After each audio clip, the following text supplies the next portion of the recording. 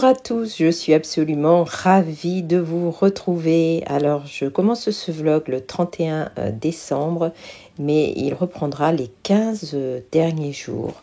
Alors, la semaine dernière, j'ai fait une pause au niveau des réseaux. J'en avais besoin, j'étais très fatiguée. J'avais besoin de faire une pause, hein, je pense que vous le comprendrez. J'ai néanmoins travaillé tranquillement ici. J'ai travaillé sur la box et sur diverses petites choses. Alors, je ne peux pas tout vous montrer, mais j'ai notamment fait un inventaire. J'ai repris l'entièreté des tissus qui restaient en stock, puisque des commandes sont en attente. Et j'ai mis totalement à plat le stock qui restait dans la boutique. J'ai fait ça tranquillement.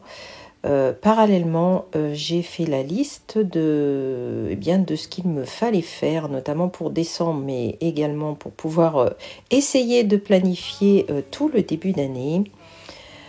J'ai pris du temps aussi pour commencer à sélectionner des collections. Je vous ai déjà parlé de la collection de l'Atelier Perdu. J'ai commencé à regarder certaines références, à bien les examiner.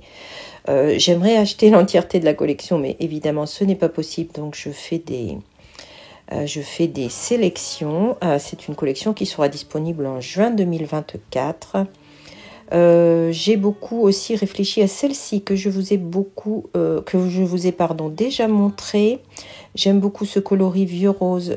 J'aime aussi énormément ce qui concerne ce coloris qui est un petit peu sauge. Vous voyez, je pense peut-être prendre du Vichy ou prendre un assortiment. Voilà, tout ça est en réflexion.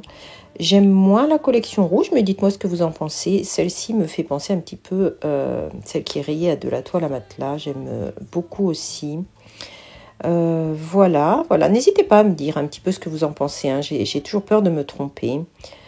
J'ai travaillé sur la box, comme je vous l'ai dit, donc je ne peux rien vous montrer. Tout est totalement fini. J'ai bouclé l'entièreté des emballages la semaine dernière.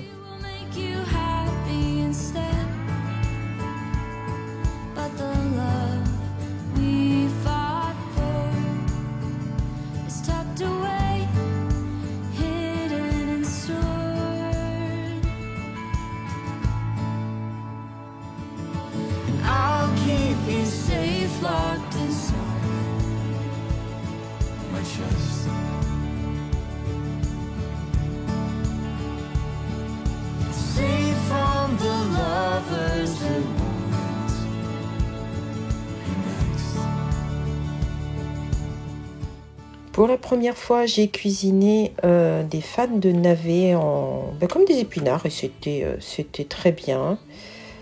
C'était très doux au goût. Ça, je vous en reparlerai. Ce sont ce qu'on appelle ici des blanchettes, tout simplement des châtaignes qui ont été séchées au feu de bois, que l'on réhydrate pour les utiliser. Mais je vous montrerai cela très prochainement. J'ai prévu de le faire. Et pour la première fois, j'ai goûté des chayotes. Figurez-vous que je ne connaissais absolument pas ce légume, qu'on appelle aussi Christophine, j'ai vu, ou chouchou. J'ai été assez surprise. Alors, je ne sais pas trop si vous connaissez ce légume, vous pourrez me le dire. J'ai trouvé que ça restait extrêmement ferme à la cuisson. J'ai fait une première tentative de cette manière. On m'avait dit que ça ressemblait à des courgettes, mais en fait, non, c'est beaucoup, beaucoup plus ferme. Alors, est-ce qu'elles étaient vraiment mûres? Je ne sais pas. J'ai renouvelé l'expérience avec la seconde, mais alors cette fois, je les ai tout simplement râpées dans une râpe à gros trous, ce qui a résolu le problème de fermeté à la cuisson. Voilà, j'aimerais beaucoup que vous me disiez comment, si vous connaissez ou utilisez ce légume, comment vous faites.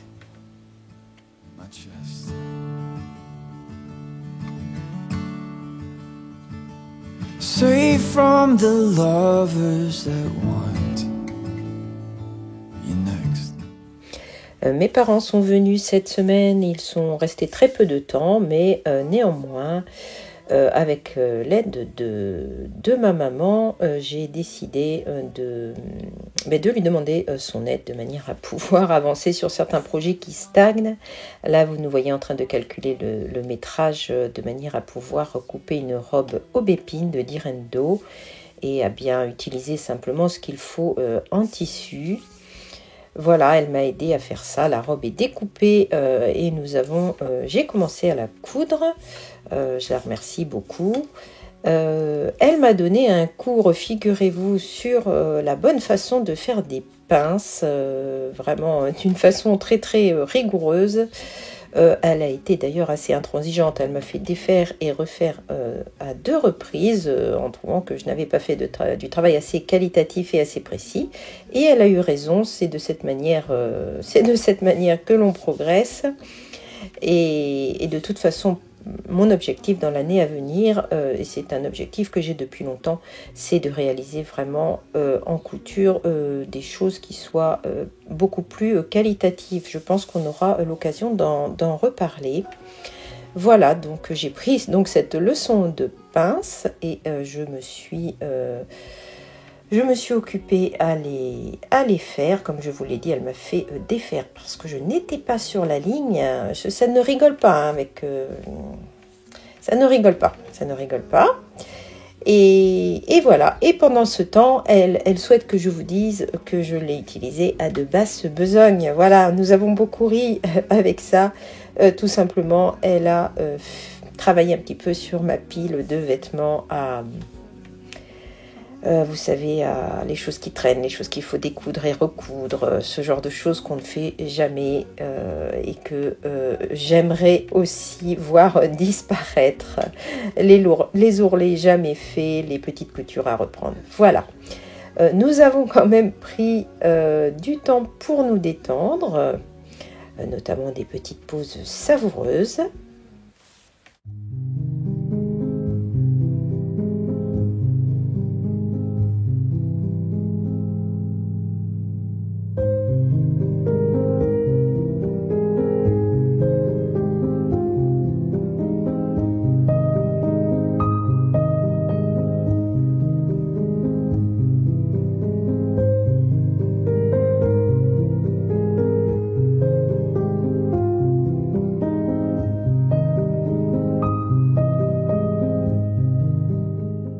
Et quelques balades malgré le temps qui était gris, avec un ciel assez bas. J'ai presque pensé qu'il allait neiger, fut un temps, le ciel était vraiment très bas, mais non en fait. Il s'est contenté d'être gris, mais nous avons quand même passé de très bons moments.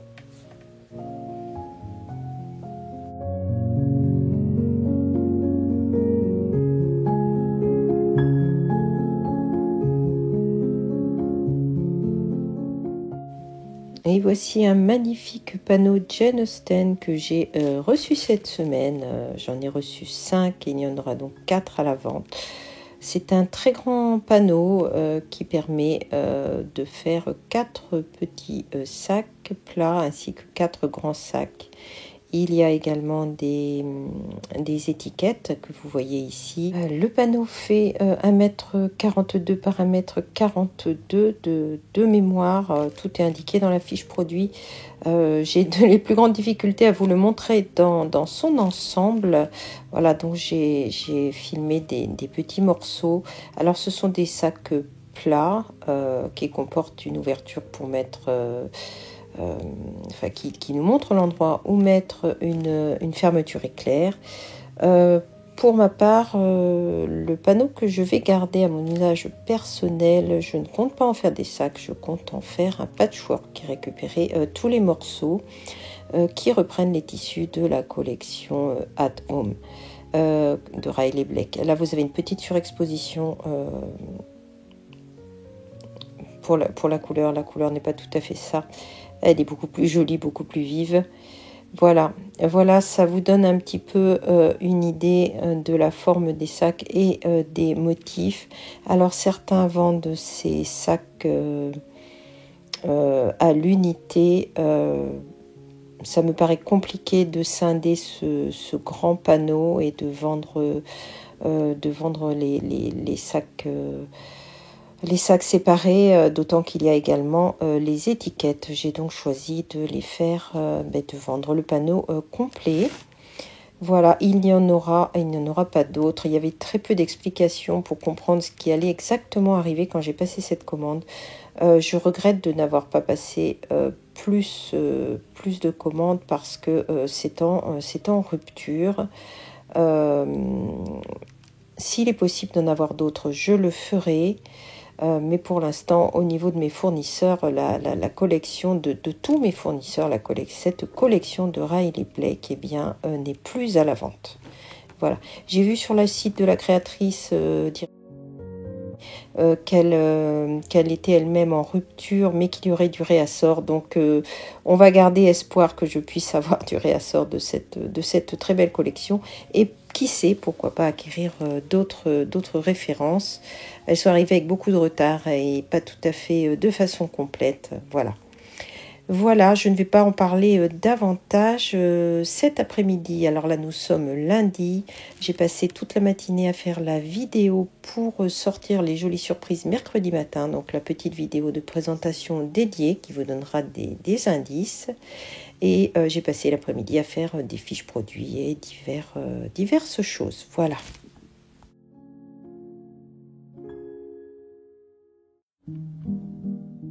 J'ai néanmoins reçu suffisamment de cette magnifique référence qui reprend les modèles de points de croix de la collection, notamment le modèle Pemberley, le modèle Jane, le modèle Pianoforte. Un très très beau tissu de couleur crème. Alors moi, je suis déjà partie dans mon idée d'en faire un ouvrage et de rebroder un petit peu par-dessus de manière à souligner certains motifs. Voilà, bon, peut-être et sûrement quelque chose que je ne ferai jamais, mais en tout cas, c'est dans mon idée. Voilà, donc ce très très beau tissu, j'en ai suffisamment. Et de manière à célébrer cette collection qui est quand même une collection exceptionnelle, et bien de façon tout aussi exceptionnelle, j'ai acheté des grilles de points de croix de manière à pouvoir composer des lots. Vous voyez, je vous en ai parlé, le motif Pemberley, Pianoforte et Jane. Voilà, j'espère que vous apprécierez cette très belle collection, même s'il y a très peu d'éléments. Mais je le redis, s'il est possible d'acquérir des références supplémentaires, eh bien je ferai le maximum puisque je suis moi-même, bien entendu, très très intéressée par cette très belle collection. Voilà pour ce qu'il en est des tissus Jane Austen de Riley Blake. Dans ces 15 jours, j'ai lu 3 livres, dont celui-ci que je vous avais présenté lors de mon dernier vlog. C'est toujours difficile de parler des livres en fait, parce qu'on n'est pas tous sensibles aux mêmes choses à l'intérieur. Alors celui-ci, je l'ai énormément apprécié. Il fait la part belle aux sentiments, il fait la part belle à la délicatesse. C'est marqué derrière d'une délicatesse et d'une prévenance infinie. Beaucoup d'attention est portée à ce que ressentent les personnages et à la façon d'y prêter attention. Pour moi, c'est un magnifique livre que j'ai beaucoup souligné. Oui, vraiment un très très beau livre. J'ai également commencé à préparer vos commandes de manière à ce qu'elles puissent partir demain, puisque nous serons le 2. Comme j'ai été contente de retrouver l'atelier et surtout, je ne l'avais pas vraiment quitté, mais retrouver l'atelier de manière à préparer des envois, c'est un réel plaisir, tout comme c'est un réel plaisir de débuter avec vous cette année 2024. Voilà, une journée très très remplie aujourd'hui. Je vais finir de monter ce vlog de manière à ce qu'il sorte demain. Alors, je n'ai pas pu faire grand chose puisque j'ai beaucoup filmé des choses en rapport avec la box que je ne peux encore pas vous montrer. Un petit point quand même tricot. Concernant cette laine que j'aime beaucoup ainsi que le coloris, il s'agit de la R de chez Drops. J'ai commencé un premier tricot, le gilet rosa, que j'ai arrêté parce que je ne devais pas avoir la tête suffisamment à l'endroit, je pense. Je n'ai rien compris dans les explications. J'ai fini par, pour le moment, mettre ce projet de côté. J'en ai débuté un autre que j'ai arrêté également pour la même raison. En 2024, je n'ai plus envie de m'embêter à faire des projets si je n'y trouve pas du plaisir. J'ai peu de temps pour le faire, donc je souhaite vraiment me concentrer sur ce qui me plaît. Et pour le moment, eh bien, ce projet-là, je le mets de côté, tout comme je mets de côté cette couverture, tout simplement parce que ce n'est pas quelque chose qui me motive, ce n'est pas quelque chose qui me donne envie. Donc je ne vais tout simplement pas la continuer. J'ai déjà un autre projet en tête qui n'a strictement rien à voir, même si c'est du crochet, qui me motive beaucoup plus. Voilà, on reparlera bien entendu de tout ça puisque les vlogs vont reprendre d'une façon normale. J'espère un par semaine comme précédemment. Je vous présente quand même très rapidement cette laine que j'ai trouvée. J'avais envie de vous en parler parce que ça fait un petit moment que je recherche une alternative à la Drops, tout simplement parce que on a quand même peu d'éléments pour savoir ce qu'est exactement la Drops. Alors cette laine vient d'Angleterre, elle est produite en Angleterre, elle est sans cruauté et elle est, ça y est, je ne trouve plus mes mots, produite de façon propre. Voilà, je ne trouve plus mes mots. Hein. Je vous en reparlerai dans tous les cas. Alors, effectivement, le packaging, l'étiquette n'est pas très très vendeuse. Néanmoins, la laine est très belle. C'est un 100% mérino. Alors là, c'est un fingering. J'aurais souhaité une déca. Je vais faire avec un fingering. J'avais envie et besoin d'un gilet bleu marine. L'une d'entre vous, mais je vais vous en parler, m'a offert un patron de tricot que j'aime beaucoup. Et voilà ce qui me motive vraiment à commencer. Donc ça sera le premier tricot de l'année 2024 qui va débuter. Je vous dirai ce que je pense de cette laine. Et puisqu'on parle de cadeaux, je ne pouvais pas finir ce vlog sans vous montrer ce très joli cadeau reçu par Françoise.